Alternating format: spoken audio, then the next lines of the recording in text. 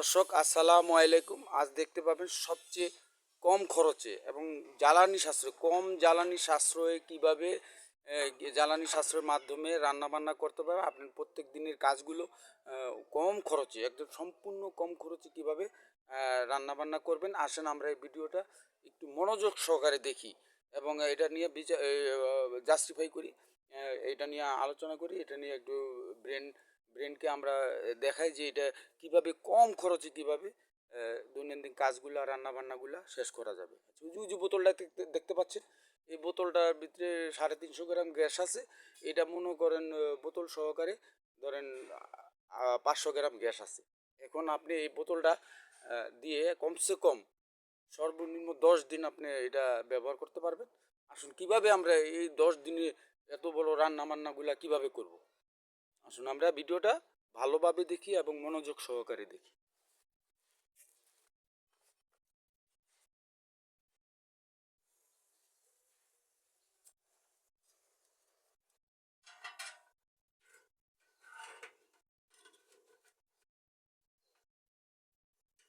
দর্শক দর্শক দেখতে পাচ্ছেন আগুন জ্বলতেছে।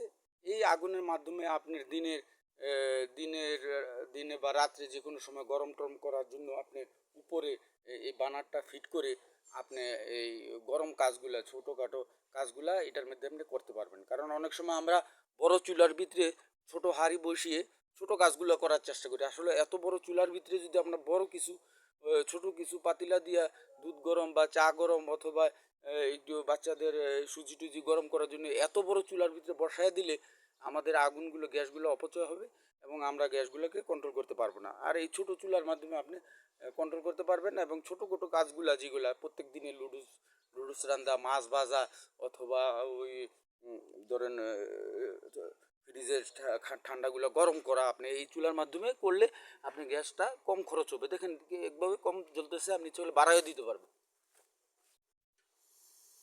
দেখেন এই যে এখন বাড়াই দিছি, আপনি আগুনগুলো দেখতে পাইতেছেন। ঠিক আছে, এটা আপনি বাড়াইতে পারবেন, কমাইতে পারবেন, একদম ছোট করে দিতে পারবেন। আসেন আমরা দ্বিতীয় স্টেপে যাই।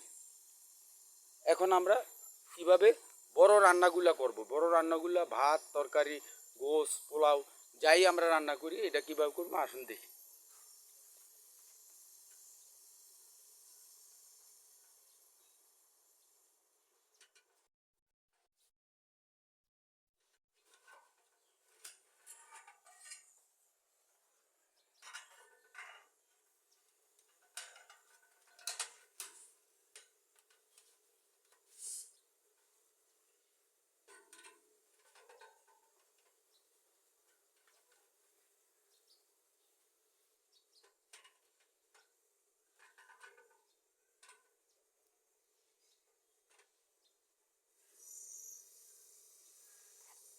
এখন ধরেন আমরা বড় রান্নাগুলা কিভাবে করব। আসুন এই বড় রান্নাগুলা করতে হলে আমরা 2 টুকরা লার্কি দিয়ে দিলাম আর সামান্য আগুন জ্বালিয়ে দিলাম। এখন লার্কিগুলো দেখেন ধরতেছে। ঠিক আছে, এখন পাতিগুলো বসায় দিলে আপনি এখানে রান্না বান্না স্টার্ট হয়ে যাবে। ওই যে লার্কি চুলায় বেশি গ্যাস দিয়ে বা বেশিভাবে গ্যাস লার্কি ব্যবহার করে কেরোসিন ডাইলা লার্কি ধরাবো তার লাগতেছে না। দেখুন ওই নিচে গ্যাসটার কারণে আপনার এই লার্কিগুলো ধরে যাচ্ছে। আর রান্নাও আপনি এখানে বসাই দেন, এই মুহূর্তে রান্না পাতিলা বসাই দেন, পাতিলা গরম হইতে থাকবে। লার্কি ধরতে ধরতে আপনার অর্ধেক খান্না রেডি হয়ে যাবে। দেখছেন, এই যে দেখেন দর্শক দেখতে পাচ্ছেন যে অল্প গ্যাসের মাধ্যমে কিভাবে রান্না করা যায়। লার্কিটা সম্পূর্ণ শুকানো এবং ড্রাই হয়ে গেলে আর আগুনটা ধরে গেলে আপনি এই চাবির মাধ্যমে, এখানে যে চাবিটা আছে এটার মাধ্যমে কমায় দিতে হইব। এখন কমায় দেন। ঠিক আছে, এই যে কমায় দেন, কমায় দিয়ে সুন্দর আছে আপনি রান্না করতে থাকেন। এই যে দেখেন, দেখছেন দর্শক, লার্কিটা ধরা পর্যন্ত আপনি গ্যাসটা চালায় রাখেন। যখন আপনার প্রয়োজন মতো লার্কিটা ধরে যাবে তখন আপনি একদম কমায় দেন। ঠিক আছে, আসুন আমরা আরও কমায় দিই।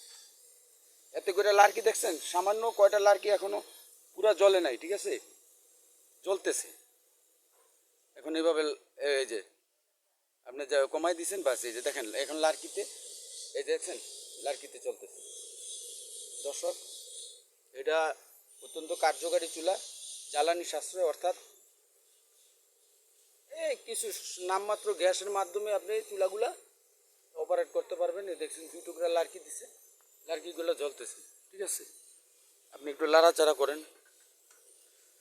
যেদিকে দরকার একটু ঘুরাইতে পারেন, ঠিক আছে।